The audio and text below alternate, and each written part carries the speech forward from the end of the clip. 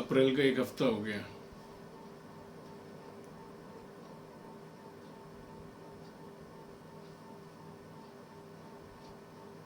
और इस साल जो कोई भी टच में आ रहा है,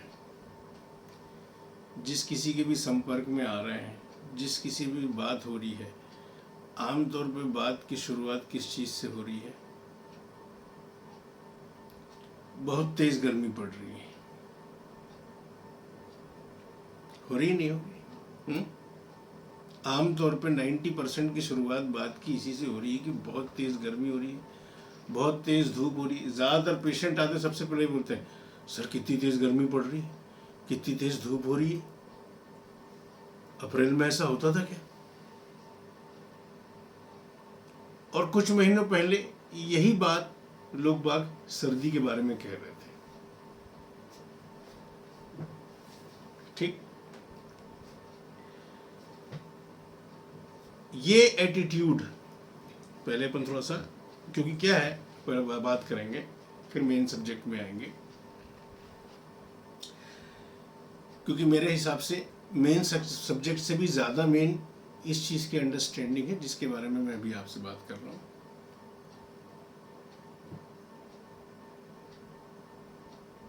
तो आपने ये देखा होगा, ये जो एटीट्यूड है बड़ा कॉमन एटीट्यूड है, हो गया है लोगों का। वट एवर इज हैपनिंग, जो भी चीज हो रही है,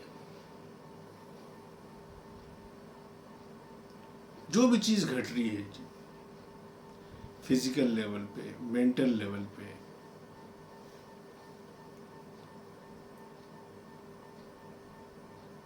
तो एक जो सही एटीट्यूड, जिसको मैं कहता हूं कि रिलीजियस एटीट्यूड जो होना चाहिए, उस चीज के लिए नहीं है इंसान का।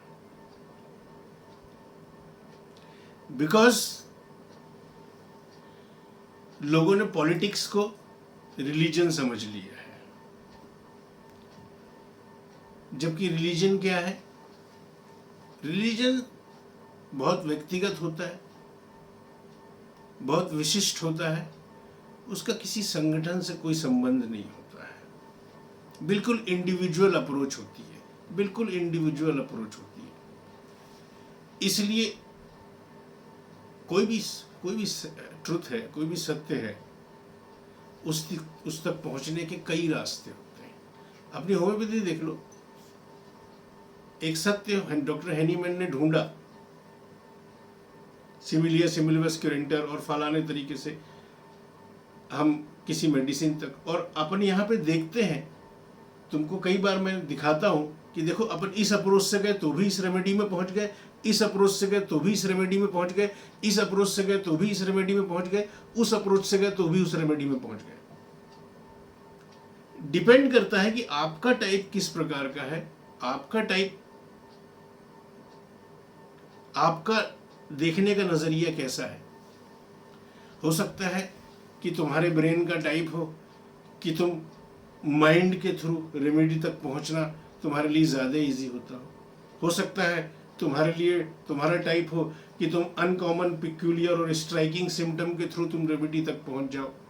हो सकता है तुम्हारा टाइप हो कि जनरल्स और पर्टिकुलर्स के थ्रू तुम पहुंच जाओ, कोई सेंसेशंस के थ्रू, लेकिन मेन चीज होता है पहुंचना। ठीक, सो मैं कह रहा था कि रिलीजन बहुत व्यक्तिगत होता है, उसका सीधा सीधा सिर्फ एक ही संबंध होता है, आपकी आत्मिक उन्नति, योर एनलाइटनमेंट। इसका बाहर से कोई लेना देना नहीं होता। ठीक, अब क्या होता है, ये क्यों मैं कह रहा हूं, अभी आपको समझ में आएगा। जो भी चीज लोगों के जीवन में घट रही है, उससे एक लोगों का सही एटीट्यूड, रिलीजियस एटीट्यूड जो डेवलप नहीं हो पाता। बिकॉज मैं क्या कह रहा हूं कि जिस चीज को आप बाहर रिलीजन समझते हैं, देखते हैं, that is nothing but politics. Why, मैं ये क्यों कहता हूं? क्योंकि चीजें रिजल्ट से जानी जाती, मैं हमेशा आप लोग को सिखाता हूं, और रिलीजियस चीज की रिजल्ट नेगेटिव आ ही नहीं सकता। मैं तो सिर्फ इतना कहता हूं कि आप सिर्फ अपनी फीलिंग्स पे भरोसा करें। कितना भी बड़ा सूरमा हो, कितना भी बड़ा तुर्रम खान हो, कितना भी बड़ा तोप हो, किसी भी फील्ड में, मान लो आप मेरे पास आए सीखने के लिए, होम्योपैथी सीखने के लिए, मेरी बातें सुन के आपके अंदर अगर ऐसी फीलिंग आए कि आपका उत्साह कम हो जाए, आप और होपलेस हो जाओ, या आप डिप्रेस हो जाओ, या आपको लगे यार यही कर सकते हैं, हम तो नहीं कर सकते, ये नेगेटिव फीलिंग आई, result is wrong, then everything is wrong, immediately उसको छोड़ देना, वहां से हट जाना। और पता चला कि आप आए, ये गए किसी के पास, चाहे होम्योपैथी सीखने गए, चाहे रिलीजन सीखने गए, चाहे जो भी चीज सीखने गए, आप अंधेरे में थे तो आप रोशनी में आ गए, आप होपलेस थे तो आप होपफुल हो गए, आप निरुत्साह थे तो आप उत्साहित हो गए, कोई पॉजिटिव चीज डेवलप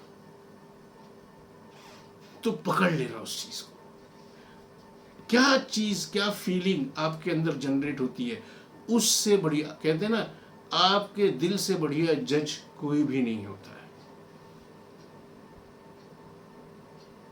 है ना। तो चूंकि रिलीजन के नाम में पॉलिटिक्स चल रही है, इसलिए ये गड़बड़ी पैदा हो रही है, हेट्रेड, ये वो दुनिया भर की चीजें, दंगा फसाद, मार पीट, यही सब फैला हुआ है। तो क्या होता है कि ओरिजिनल रिलीजियस ट्रेनिंग जो हमारे हिंदुस्तान की एक बहुत बड़ी खूबी हुआ करती थी, आप देखेंगे, मैंने देखा है अपने बचपन में, लोग बड़े संतुष्ट हुआ करते थे, कर्ज का नामो निशान नहीं था, लेना ही पसंद नहीं करते थे लोग बाग। आज हर आदमी कर्ज में डूबा हुआ है, आराम से लोग बाग जिंदगी भर कमाई करते थे, फिर आराम से अपना घर, लेकिन आज को सबको अभी चाहिए, इमीडिएटली चाहिए, कर्ज लेके चाहिए, फंसे हुए, रॉन्ग लाइफ स्टाइल, बीमारियां बढ़ गई। उसमें बहुत बड़ा एक वो है कि रिलीजियस एटीट्यूड नहीं होना, चीजों को सही तरीके से नहीं देखना। कैसे, मैं बताता हूँ। अब देखो, हर कोई बोलता है अरे बाप रे कितनी, आप अखबार में पढ़ रहे हैं, अरे बाप रे कितनी गर्मी पड़ रही है, कितनी ठंड पड़ रही है, अरे अब तो ऐसी तैसी हो जाएगी, अब तो वाट लग जाएगी। And mind is very powerful. हम जिस चीज को बार बार दोहराते हैं तो हम उस चीज से ऑटो हिप्नोटाइज हो जाते हैं। जो चीज मैं कहता हूं ना कि जिस चीज का रिपीटेड एक्सपोजर होता है, वो चीज जाके सबकॉन्शियस माइंड में बैठ जाती है। और सबकॉन्शियस, आपने पीएसएम में आइसबर्ग फेनोमेना पढ़ा होगा, पढ़ा है कि आइसबर्ग फेनोमेना, याद आ रहा है कुछ धुंधला धुंधला सा? पीएसएम जब आप पढ़ते थे तो उसमें आप पढ़े होंगे आइसबर्ग फेनोमेना। आइसबर्ग फेनोमेना, जब बर्फ को हम पानी में डाल देते हैं तो उसका सिर्फ 10% भाग पानी से ऊपर रहता है, बाकी 90% नीचे रहता है पानी के। वैसे ही हमारे मन में कॉन्शियस माइंड जो है, जिससे हम अभी जागे हुए हैं, वो 90% होता है, वो सॉरी 10% होता है, और सब कॉन्शियस माइंड 90% होता है। कॉन्शियस माइंड जो 10% है, डाउट से, सवाल से भरा हुआ होता है। सब कॉन्शियस माइंड में कोई भी डाउट नहीं होता है, दैट इज डाउटलेस रेल्म, वो शंकाहीन क्षेत्र है, वहां कोई शंका नहीं होती है। इसलिए जब हम ख्वाब देखते हैं, हम स्वप्न देखते हैं, तो ख्वाब हमको सबकॉन्शियस माइंड से आते हैं। आप ख्वाब देख रहे हैं कि भैया आप अचानक से आपके पंख निकला और आप उड़ने लगे, तो आप ख्वाब में डाउट नहीं करते, आप खाली देख रहे होते हैं। जब आप उठते हैं सुबह तो सबकॉन्शियस माइंड से फिर आप डाउट करते हैं, अरे क्या बेहुदा ख्वाब था, ऐसा थोड़ी ना होता है ना। और हिप्नोटिस्ट क्या करता है, वो आपके कॉन्शियस माइंड को सुला देता है, और सब कॉन्शियस माइंड जहां डाउट नहीं है उसको सजेशन देता है ना, कि तुम सांप हो, तो आदमी अपने आप को सांप ही समझने लग जाता है और वैसे ही लौटने भी लग जाता है। इतना पावरफुल होता है माइंड। और कितना पावरफुल होता है माइंड, मैं नेशनल ज्योग्राफिक में एक देख रहा था, एक वो प्रयोग कर रहे थे, उन्होंने एक आदमी को, हिप्नोटिस्ट ने उसके कॉन्शियस माइंड को सुला दिया, उसके हाथ में एक कंकर पकड़ा दिया और उसके कॉन्शियस माइंड को सुला दिया और सब कॉन्शियस माइंड को उसने सजेशन दिया कि ये जो तुम पकड़े हो हाथ में, ये एक अंगारा है, ये एक अंगार है। तो उस आदमी ने चीख मार के उस पत्थर को फेंक दिया। वहां तक तो ठीक था, लेकिन यहां फफोला भी पड़ गया, ब्लिस्टर फॉर्म हो गया। फफोला क्या है? हमारी बॉडी का रिस्पांस है आग या किसी चीज के अगेंस्ट में।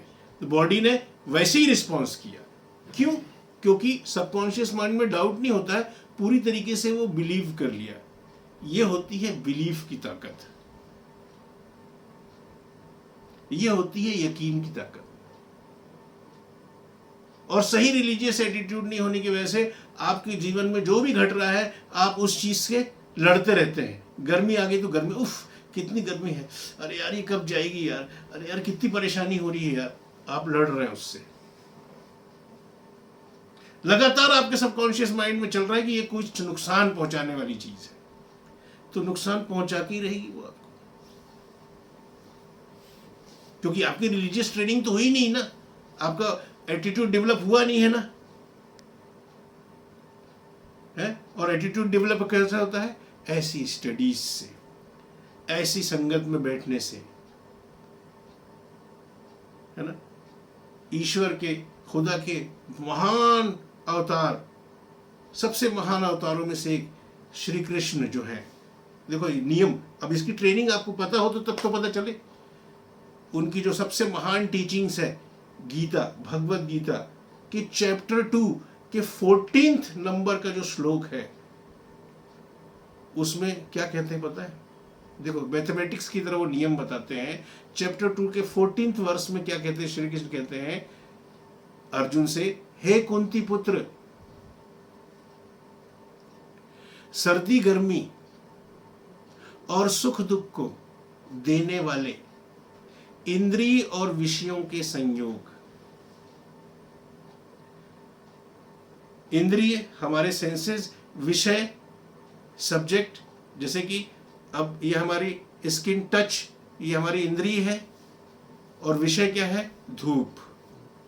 इनका संयोग हो रहा है तो जो भी आप फील कर रहे हो, आपकी टंग है इंद्रिय, टेस्ट, और कोई फूड सब्जेक्ट है, ये दोनों मिले, इनका संयोग,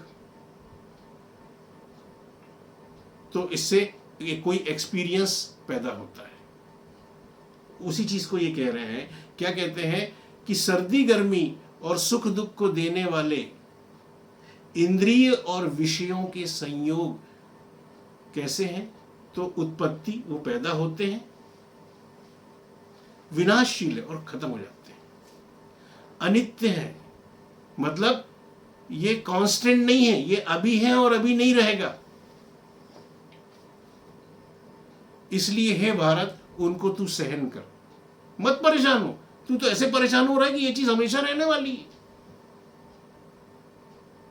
उनने एक मैथमेटिक्स के प्रकृति का नियम समझा दिया। अब इस चीज की अगर आपको माइंड की ट्रेनिंग होगी तो आप क्या करेंगे? ठंड पड़ रही हो, गर्मी पड़ रही हो, दुख चल रहा हो, सुख चल रहा हो, आपको मालूम रहेगा कि नियम क्या बनाया ऊपर वाले ने, कि ये चीज पैदा होती है और खत्म हो जाती है, ये अनित्य है, ये रहने वाली चीज नहीं है। और इसकी बार बार स्टडीज से आपकी माइंड की ये ट्रेनिंग हुई, आपके माइंड का विश्वास पक्का हो गया, तो चीजें आएंगी जाएंगी और आप अनअफेक्टेड रहेंगे। इसलिए ये चीज बताइए।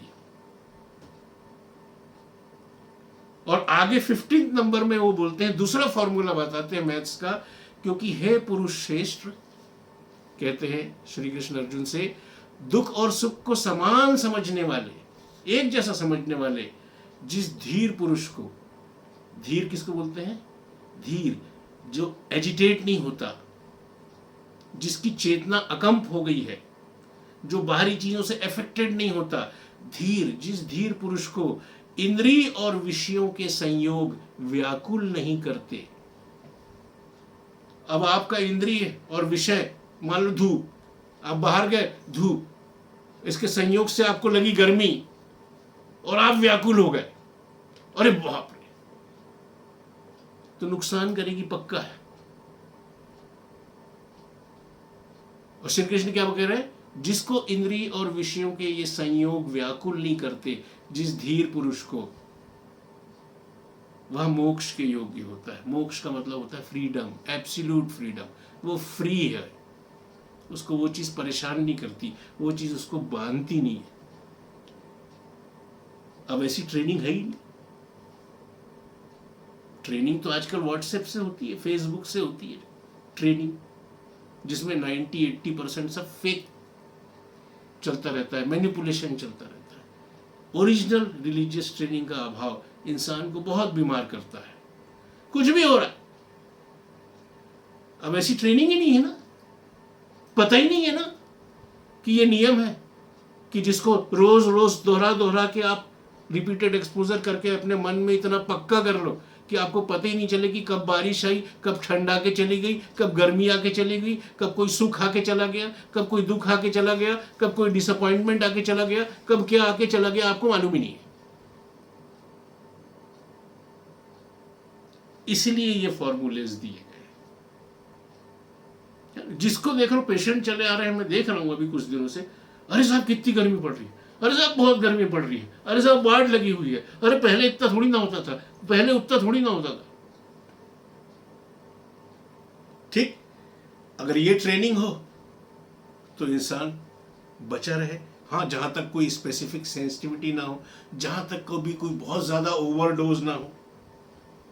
अति तो परेशान करने वाली है ही, कि आपने पानी भी नहीं पिया, खाया भी नहीं, खाली पेट है और चिलचिलाती धूप में घूम रहे हैं बिना किसी प्रोटेक्शन के सुबह से शाम तक। ये तो अति हो गई, ये तो नुकसान करना ही करना है। ठीक, अब ये ट्रेनिंग नहीं होती है, लोग बाग बीमार पड़ जाते हैं, तो फिर किसकी जरूरत पड़ती है? अब मेडिसिन की जरूरत पड़ती है। ठीक है, अब मेडिसिन की जरूरत पड़ती है। तो हम ये बताना इसलिए जरूरी था क्योंकि आप इस चीज में अपने आप को ट्रेंड करें तो ही अनप्रेजुडिस होने की, अनप्रेजुडिस माइंड होने की को आप अचीव कर पाएंगे। बात समझे? तो इसी से रिलेटेड मैं आज बात कर रहा हूँ। मौसम की डिमांड भी है कि हम बात कर रहे हैं कि लोग बाग का जो ये एटीट्यूड है, तो तुम देखना लोग बाग आजकल बहुत अफेक्टेड होते हैं सीजन से, है ना। जैसे तुम एक बार अभी बीमार पड़े, अब पकड़ लिया फियर हमेशा के उसके होने का, है ना। पूरी संभावना है कि दोबारा भी पड़ोगे उस चक्कर में, because you are creating it. ठीक है, आई थी कोई चीज, रही और चली गई, ऐसा तो सभी चीजों के साथ होता है। अगर ये एटीट्यूड रहता तो इतना उलझते नहीं है। तो अपन बात करेंगे धूप, सन, तेज धूप जो आजकल पड़ती है, उससे होने वाले नुकसान के बारे में। ठीक, आपको अक्सर ये देखते होंगे, लोग बाग बोलते हैं कि डॉक्टर साहब धूप में सर पकड़ लेता है, धूप में जाने से सर भारी हो जाता है, धूप में जाने से चक्कर से आने लग जाते हैं। कितने लोग मिलते हैं, सुनते हो नहीं सुनते हो? और आज के टाइम में बहुत कॉमन मिलेंगे। और ये इसलिए मैं आपको बता रहा हूं, अपनी होम्योपैथी की एफिकेसी देखने का बहुत अच्छा मौका आपको मिलेगा, क्योंकि बहुत कॉमनली आएंगे इस सीजन में आपके पास। आप कर लो एफिकेसी, आप चेक कर लो अपनी रेमेडीज की ताकत को, तो खुद आपके अंदर यकीन और आत्मविश्वास बढ़ेगा कि नहीं है, क्या ज़बरदस्त काम करती है हमारी होम्योपैथिक रेमेडीज। ठीक, तो अगर कोई इस मौसम में जब तेज धूप पड़ती है और अगर आपके पास आके शिकायत करे कि धूप में जाने से, कभी धूप में निकल गया, आया कोई, डॉक्टर साहब क्या हो गया, सर दर्द कर रहा है, सर भारी हो रहा है, या सर दुख रहा है, क्यों? बस थोड़ा कल धूप में चला गया था, मैं घर से निकल के थोड़ा मार्केट जाना था, तेज धूप थी, चला गया था, तब से आया हूं, तब से। और ऐसा हमेशा होता है। ये भी कह सकता है कि धूप में जाओ तो सर दुखता है। One of the most prominent and one of the very prominent remedy, हमारे पास कुछ हैं अच्छी वेरी प्रोमिनेंट रेमेडीज हैं इसके लिए, लेकिन जो सन और उसके प्रभाव इफेक्ट्स, बहुत सारी रेमेडी हमारे पास कि धूप, सूर्य, सन और उसके इफेक्ट अगर हो किसी के ऊपर अलग अलग तरीके से, तो हमारे होम्योपैथी में बहुत सारी रेमेडी है, लेकिन कुछ 1 2 4 5 6 8 10 जो है वो वेरी प्रोमिनेंट रेमेडीज हैं, जो बिल्कुल हैंडी होती हैं, बिल्कुल एकदम इमीडिएटली काम आती हैं। उसमें से एक रेमेडी है आपके पास नेट्रम कार्ब।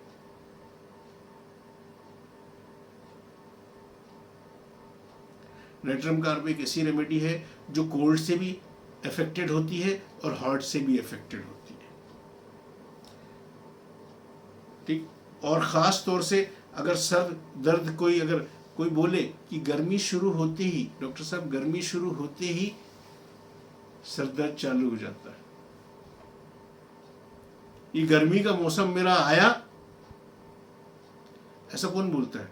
ऐसा नेट्रम कार्ब बोलता है, ऐसा ग्लोनाइन बोलता है, ऐसा 1 2 4 लोग बोलते हैं। लेकिन हम वो कैसा, किस प्रकार का, देखो कॉजेशन धूप हो गया, सन हो गया, गर्मी हो गई, धूप में जाना हो गया, रिस्पॉन्स सरदर्द आया। अब सरदर्द आया तो नेट्रम कार्ब भी हो सकती है, ग्लोनाइन, अपन सबके बारे में बात करेंगे एक एक करके, जिससे कि आप स्पेसिफिक होके दे पाओ।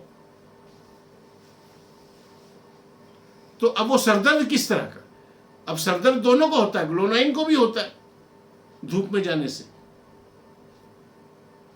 नेट्रम कार्ब को भी होता है धूप में जाने से, लेकिन वो किस तरह का सरदर्द होगा तो हम ग्लोनाइन देंगे, और किस तरह का सरदर्द होगा तो हम नेट्रम कार्ब देंगे। तो धूप में जाने से अगर सर भारी हो जाए, डल, डिजीनेस सी फील होने लगे कि थोड़ा डिजी फील हो रहा है, हल्के चक्कर से महसूस हो रहे हैं, डल, हेवी, भारी, हेवीनेस, कोई बोले ना कि धूप ले जाने से सर दुखता है, एकदम भारी हो, कैसा दुखता है, एकदम भारी हो जाता है, तो आपके दिमाग में आनी चाहिए नेट्रम कार्ब। आज अपन अभी नेट्रम कार्ब के बारे में बात कर रहे हैं, इसलिए इसके बाद के लेक्चर में जब अपन ग्लोनाइन के बारे में या किसी और रेमेडी के बारे में बात करेंगे तब बताएंगे। फॉर एग्जाम्पल जैसे ग्लोनाइन क्या बोलेगा, कंजेस्टिव हेडेक, सर बिल्कुल एकदम भर जाता है एकदम, वो भी बोलेगा, लेकिन कैसा, फेस फ्लश्ड, लाल हो जाएगा चेहरा, आंखें ग्लॉसी, बिल्कुल ऐसे, और ये पल्सेटिंग हेडेक, और कुछ पिक्यूलियर सेंसेशंस होते हैं, जब अपन उसके बारे में बात करेंगे तो आप क्लियर हो जाओगे। लेकिन अगर यहाँ प्रोमिनेंसी बोले कि डलनेस, हैवीनेस, डिजीनेस, भारीपन, हैवी हो गया, कारण क्या है, धूप में गए थे, धूप में जाने से भारी होने वाला अगर सर दर्द हो और थोड़ा डिजीनेस भी अगर महसूस हो, तो कोई भी आए, you can give natrum carb. कैसा हेडेक है, हेड फील्स डल, डिजी, हल्के चक्कर से भी महसूस हो रहे हैं, हैवी, भारीपन। तो ये हैवीनेस जो है, ये याद रखना, सर भारी हो जाना, धूप में जाने से सर भारी हो जाना, नेट्रम कार्ब। महान डॉक्टर लिप्पे क्या बोलते हैं अपनी उसमें red line symptoms of homeopathic materia medica में, कि headache from exposure, from walking in the sun, धूप में घूम ली, क्या हुआ, सर दुख रहा है, क्यों, कोई कारण, कुछ खाए थे, कुछ पिए थे, कुछ ऐसा हुआ था, कोई एक्सपोजर, हाँ कल मार्केट गए थे ना तो थोड़ा धूप में घूमना हो गया था, तब से सर में एकदम भारीपन बना हुआ दुख रहा है, और थोड़ा थोड़ा ऐसा भी लगता है कि चक्कर से आते हैं, नहीं भी आए, भारीपन है, दुखन है, क्यों? धूप में घूम लिए थे।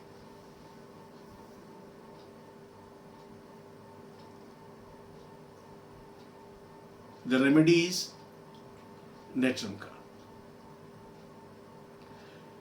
सर नहीं भी दुखे, सीधे कोई सिर्फ अगर ये बोले कि धूप बर्दाश्त नहीं होती डॉक्टर साहब, क्यों, क्या दिक्कत होती है धूप से? धूप में जाओ तो चक्कर आने लगते हैं। अब यहां सरदर्द नहीं बोला उसने, क्या बोला? सीधे चक्कर की शिकायत की। धूप में जाओ तो चक्कर आने लगते हैं। मिलते हैं लोग बात है, बहुत मिलते हैं। आजकल वैसी भी बैलेंस बिगड़ गया है पर्यावरण का, तो वैसी भी चीजें एक्सट्रीम्स में पड़ती हैं, ठीक है। और आदमी की एडेप्टिबिलिटी कम हो गई है। क्यों एडेप्टिबिलिटी कम हो गई है? क्योंकि रिलीजियस ट्रेनिंग नहीं है, यकीन से चलता है सब कुछ। बात समझ रही ना? और वो यकीन अगर रिलीजियस ट्रेनिंग का डेवलप हुआ होता तो उस हिसाब से एडेप्टिबिलिटी भी स्ट्रांग होती, फिटनेस ज्यादा होती। क्या कहा है डार्विन ने सर्वाइवल ऑफ द फिटेस्ट में, कि जो जितना अडेप्ट करने में माहिर होता है, तो आपने एक ऐसा विश्वास अपने अंदर डेवलप किया है जो आपका अडेप्टेशन बढ़ाता है, और एक ऐसा विश्वास डेवलप किया है बार बार दोहरा दोहरा के जो आपके अडेप्टेशन की ऐसी तैसी कर देता है। कहां से फिट रह जाओगे? कहां से फिट रह जाओगे? समझे मेरी बात, है ना? सो चक्कर, कोई डायरेक्ट आके बोले कि डॉक्टर साहब धूप में जाने से चक्कर आते हैं, धूप मेरे को इस तरीके से इफेक्ट करती है कि सर चकराने लग जाता है, सर घूमने लग जाता है, वर्टाइगो, इमीडिएटली निकाल के दे देना नाइट्रम का।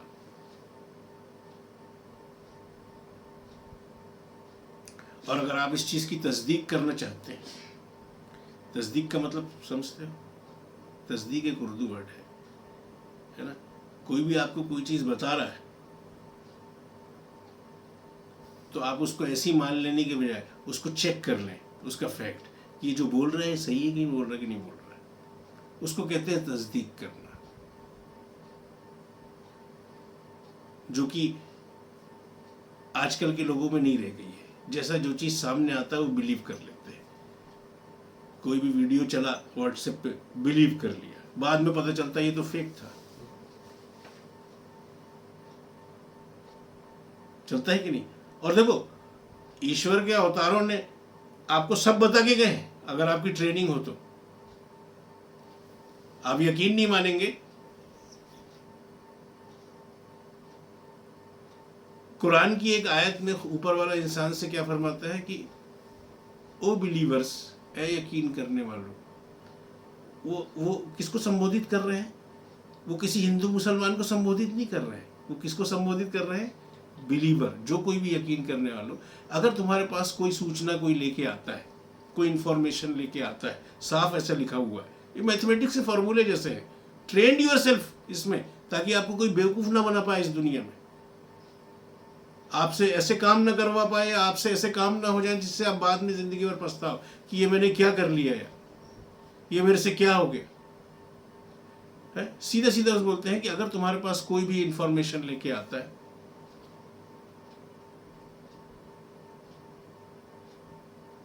तो उसकी तस्दीक कर लो।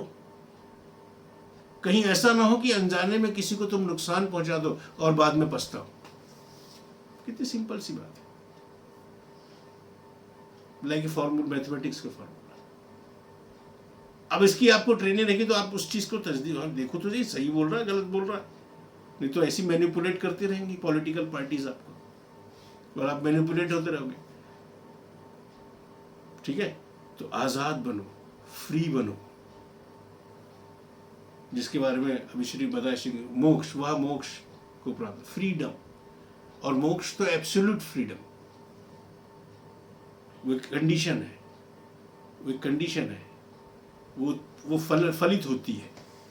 खास तरह की रिलीजियस प्रैक्टिस जब एक उसमें पहुंचती है तो आदमी एब्सोल्यूट फ्रीडम फील करता है, उसको कहा जाता है मोक्ष, फ्रीडम।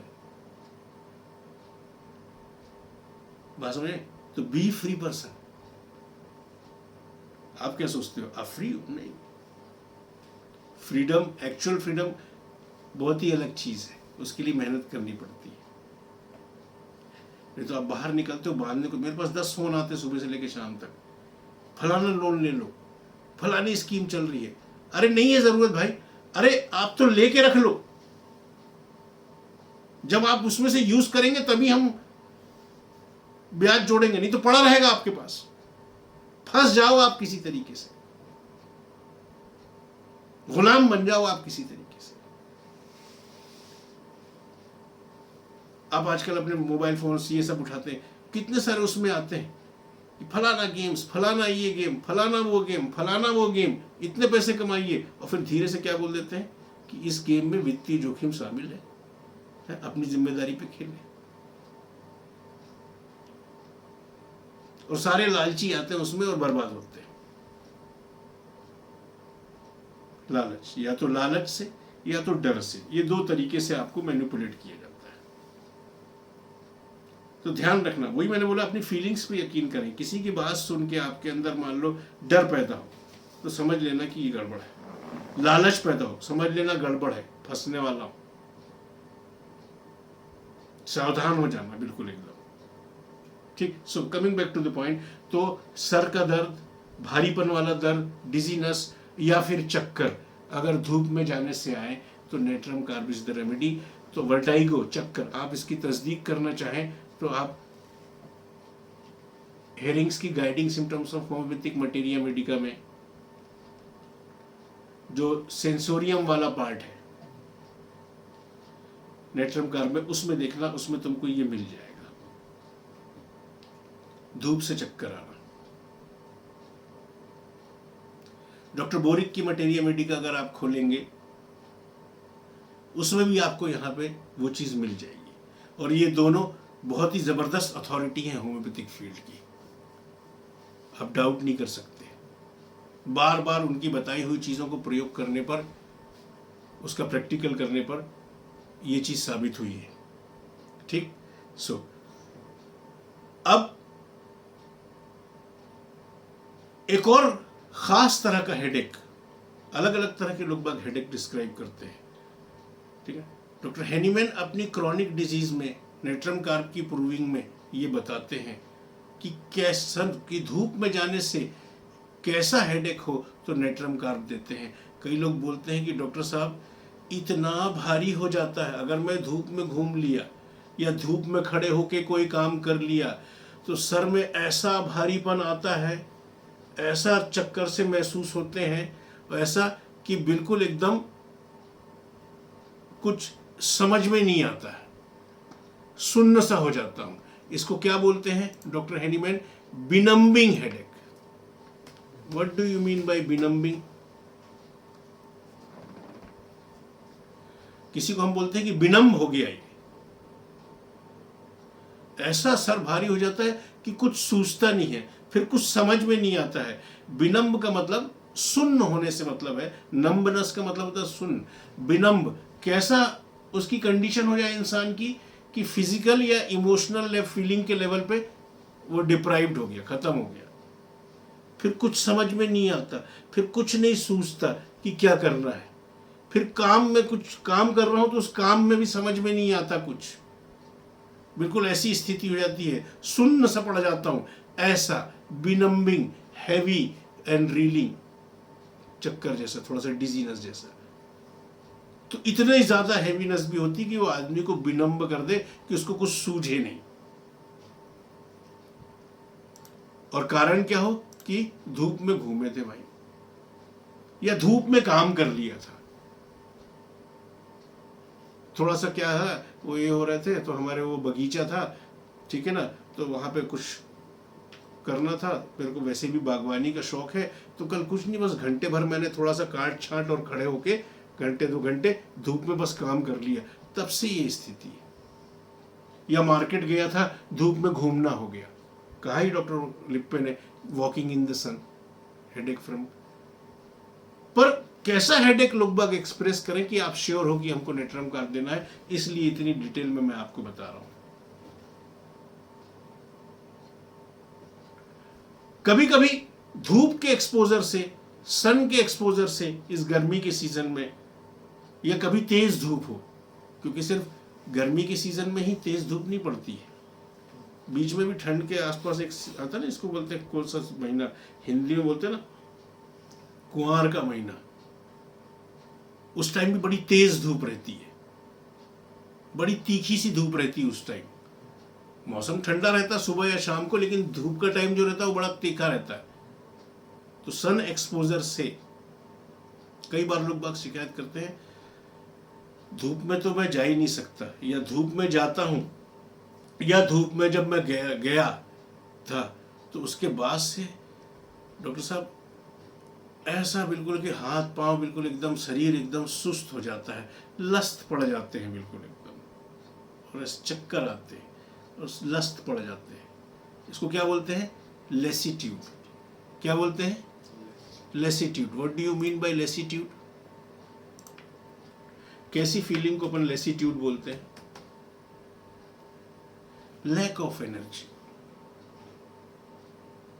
धूप में चले जाओ, धूप में घूम लो, या धूप को जब मैं एक्सपोज हो जाता हूँ ना डॉक्टर साहब, ऐसा लगता है कि बिल्कुल एकदम शरीर से जान ही निकल गई, एकदम लस्त पड़ जाता हूँ, सर चकराने लग जाता है। ये भी अगर कोई शिकायत करे धूप के एक्सपोजर से, देन ऑल्सो नेट्रम। देखो नेट्रम कार्ब सन एक्सपोजर की सबसे बहुत प्रोमिनेंट रेमेडीज में से है। हेडेक हो गया, वर्टाइगो हो गया, ऐसा लेसीट्यूड हो गया, लेकिन कारण वही धूप, सन का एक्सपोजर। याद रखना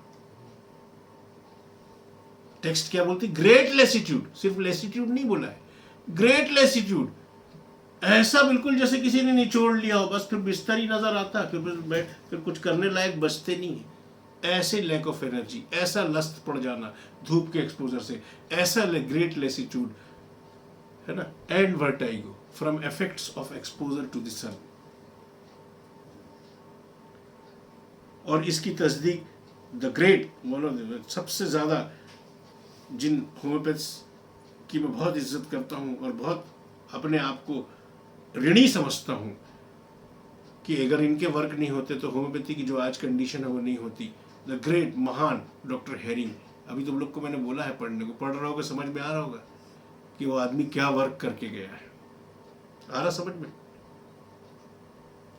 आएगा, धीरे धीरे और आएगा, जैसे जैसे डेवलप हो गया और आएगा। शुरुआती होम्योपैथ्स जो रहते हैं वो जब प्रूविंग्स की बुक्स खोलते हैं, जैसे डॉक्टर हेनीमैन की क्रॉनिक डिजीज हो गई, डॉक्टर हेनीमैन की मटेरिया मेडिका प्यूरा हो गई, डॉक्टर TFLN की encyclopedia of homeopathic materia Medica हो गई, डॉक्टर हेरिंग्स की जो हो गई गाइडिंग्स, ये आमतौर पर शुरुआती होम्योपैथ्स के ऊपर से जाता है, पल्ले ही नहीं पड़ता ही, ठीक है। लेकिन वहाँ तक पहुँचने के लिए भी आपको जिन्होंने वो वर्क किया है उनके लेवल तक थोड़ा सा पहुँचना पड़ेगा ना, वो एक टाइम लेगा, वो एक मैच्योरिटी लेगा।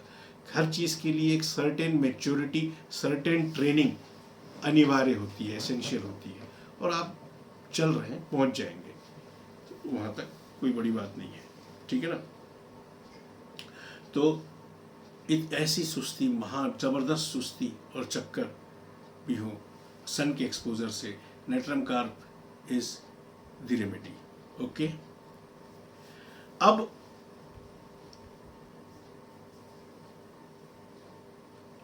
अगर आप खोलते हैं, एक रूब्रिक है, रुको अभी मत खोलो, हेड चैप्टर में सिंथेसिस रिपर्टरी में सन स्ट्रोक, बहुत सारी रेमेडीज हैं उसमें। सन स्ट्रोक, लू लग जाना,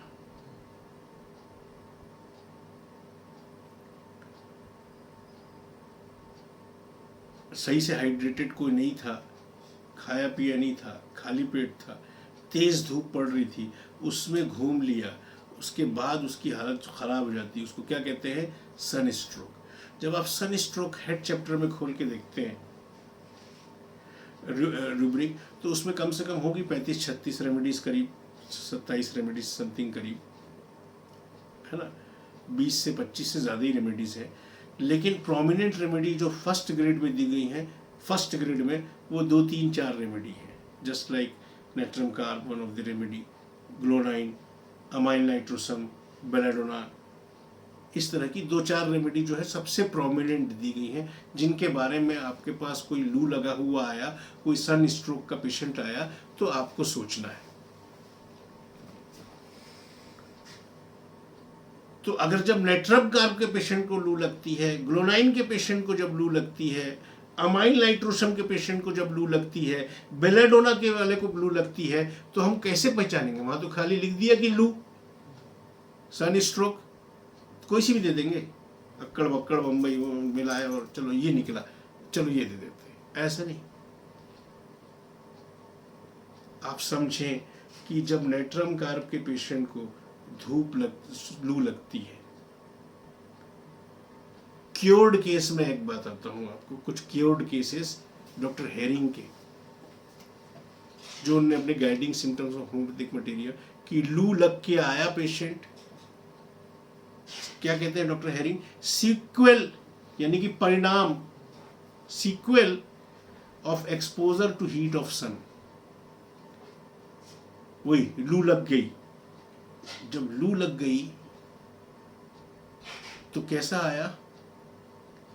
बोलते हैं हेड फील्स स्टूपिफाइड, वही जिसको डॉक्टर हेनीमैन ने क्या कहा था, बिनम। सर में कैसा लग रहा है? स्टूपिफाइड, ऐसा भारीपन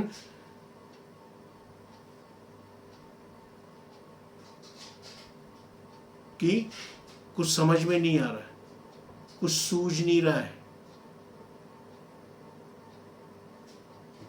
क्या करें क्या नहीं करें, सब काम धंधा छोड़ के आदमी बैठ जाता, क्योंकि उसको कुछ सूझते ही नहीं है, कुछ समझ में नहीं आता है, स्टूपिफाइड।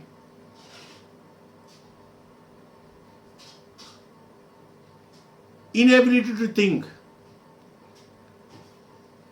सोचने समझने की ताकत खत्म हो जाती है। ठीक, आगे बोलते हैं वो, या तो ऐसी कंडीशन हो जाएगी सन स्ट्रोक से, या तो कैसी कंडीशन हो जाएगी बोलते हैं कि आंखों के सामने डेजलिंग, चौंधियाने लगती हैं, चमक, या ब्लैक ब्लैक स्पॉट्स दिखाई देने लग जाते हैं आंखों के सामने, और या डिम कम दिखने लगता है धूप के एक्सपोजर के बाद, प्रॉपर दिख नहीं रहा, थोड़ा डिम, ऐसा लगता है कि विजन जो है डिम हो गया, कम हो गया। पाल्पिटेशन, धक धक धक धक धक धक धक धक धक पाल्पिटेशन बढ़ जाता है, हाथ पांव कपने लगते हैं, trembling in hands and debility from least exertion. ऐसी कमजोरी आ जाती है कि थोड़ा सा भी चलने फिरने में, थोड़ा सा भी काम करने में ऐसा लगता है कि शरीर में जान नहीं है। डेबिलिटी फ्रॉम लीस्ट एक्सर्शन, बेचैनी, रेस्टलेसनेस, और सो के उठता है तो स्लीप फ्रेश नहीं करती उसको, अनरिफ्रेशिंग स्लीप। कारण क्या था? सन एक्सपोजर, सन स्ट्रोक, लू लगना, और थोड़ा सा भी एक्सर्शन करने में पसीने पसीने हो जाता है। इतने सारों में सब या 2-4 या एक आध प्रोमिनेंट फैक्टर आपको मिल जाए सन स्ट्रोक में, आप नेट्रम कार्ब दे सकते हैं। क्या क्या कारण? वही सन एक्सपोजर, सन स्ट्रोक, लेकिन क्या क्या मिल जाए? वैसे ही आंखों का चुंधियाना, वैसे ही ऐसा सर में बिल्कुल स्टूपिफेक्शन, इनएबिलिटी टू थिंक, समझ में नहीं आ रहा कुछ, सोचने समझने की क्षमता, एबिलिटी खो जाना, आंखों चुंधियाना आंखों के सामने, या ब्लैक ब्लैक स्पॉट्स दिखाई देना, डिमनेस ऑफ विजन हो जाना, बेचैनी होना, पाल्पिटेशन बढ़ जाना, हाथ पांव कपना, ट्रेम्बलिंग होना, थोड़ा सा भी काम करने पे भयंकर थकान महसूस होना, या थोड़ा सा भी एक्सर्शन करने पे पूरा पसीना पसीना छोड़ देना, ऐसे इफेक्ट्स अगर आपको देखने को मिल जाए, स्लीप अनरिफ्रेश्ड होना, तो सन स्ट्रोक में आप कॉन्फिडेंटली नेट्रम कार्ब प्रिस्क्राइब कर सकते हैं। बिठा लेना इन चीज़ों को अपने दिमाग में, रिपीटेड एक्सपोजर करके। और कोई व्यक्ति अगर आपको बोले बड़ा ज़बरदस्त सिम्टम है, और कोई व्यक्ति, कोई भी पेशेंट आपको बोले कि डॉक्टर साहब शिकायत करे कि धूप में जब भी जाता हूँ सर दुखता है, धूप में जब भी जाता हूँ सर दुखता है, जब भी गर्मियाँ आती मेरा सर दुखता है, ये कब से होता है भाई? एक बार लू लगी थी 10 साल पहले, उसके पहले मैं ठीक था, उससे पहले ऐसा कुछ नहीं होता था। एक बार लू लगी थी, फिर मैं तो ठीक हो गया था उस लू से, लेकिन उसके बाद से जब भी ये गर्मी का मौसम आता है या जब भी धूप में जाता हूं मेरा सर दुखता है। This is called chronic effect of sunstroke.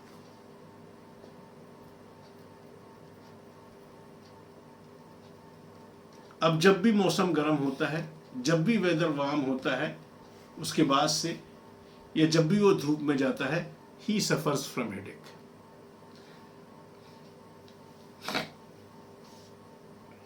कुछ रूब्रिक्स इससे रिलेटेड इंपॉर्टेंट मैं बता देता हूं, ध्यान से सुन लो, ध्यान से सिर्फ सुन लो। इसको अपने अपने घर जाके या अपने रिपर्टरीज में खोल के देखना इनको, ठीक। चिल चैप्टर जो है सिंथेसिस रिपर्टरी में, उसमें दिया है chill from exposure to the heat of the sun. 5 remedy में से एक रेमेडी दी हुई है नेट्रम का। सोचो सन, उसके बाद से कैसे हो रहा है, चिल हो रहा है। बुखार, फीवर हो जाए, बुखार हो जाए from heat of the sun, धूप पे एक्सपोज होने से, बोला लू लग गई।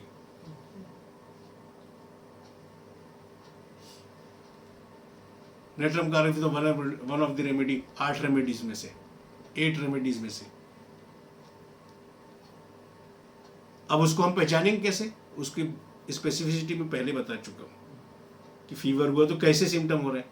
जरा सा एक्सर्शन में पसीना हो जा रहा है, जरा सा एक्सर्शन में थक जा रहा है, या आंखें चुंदी आने लग जाती हैं बिल्कुल एकदम, ये विजन डिम सा लग रहा है, वही अभी जो मैंने बताया, ठीक। और आप हेड चैप्टर में खोलेंगे कि सर हेड हैवीनेस, सर भारी हो जाए from heat of the sun. 2 remedy है बस हमारे पास रिपर्टरी में, एक है natrum carb and other is bromium. भारी, कंजेशन नहीं बोला मैंने, ग्लूनोनिन कहां पहुंच गया? तो धूप में जाने से सर के भारीपन की कोई शिकायत किया कि सर भारी हो जाता है, 2 ही रेमेडी दिमाग में आनी चाहिए, ब्रोमियम and natrum carb. Natrum carb की मैंने स्पेसिफिसिटी आपको बता दी, ब्रोमियम की बताएंगे बाद में, ताकि आप पहचान सको कि दोनों में से कौन से देना है। चाहे पूरा सर भारी हो जाए, चाहे फोरहेड भारी हो जाए, ये 2 ही रेमेडी है। ये माथा भारी हो जाता है, दिया हुआ है हेड चैप्टर में, head heaviness, forehead, heat of the sun from. 2 remedies are given, natrum carb and ब्रोमियम,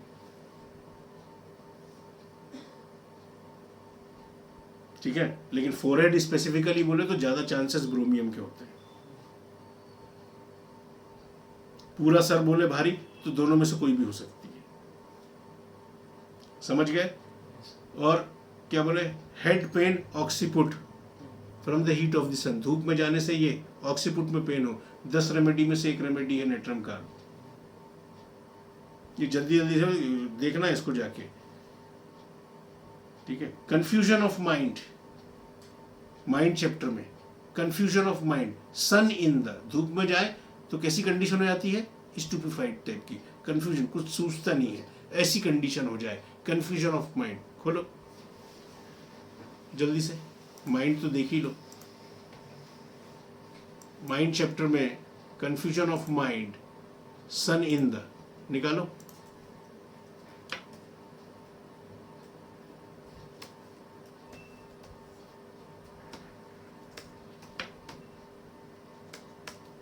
दो रेमेडी दी हुई है, natrum carb 2nd grade, 3rd grade नक्सोमिक।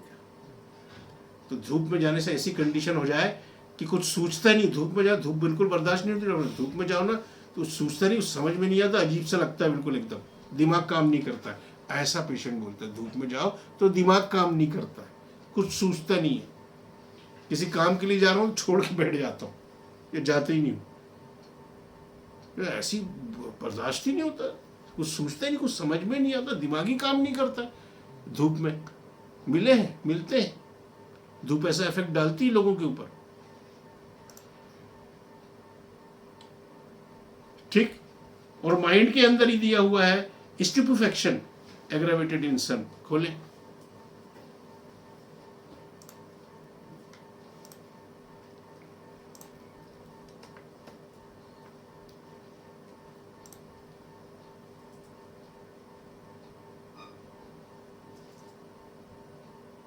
क्या होता है स्टूपिफेक्शन?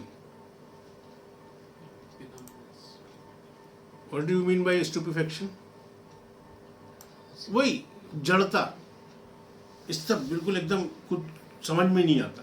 कहने का मतलब वही है, कुछ सूझता नहीं है, दिमाग काम नहीं करता है, स्टूपिफाइंग।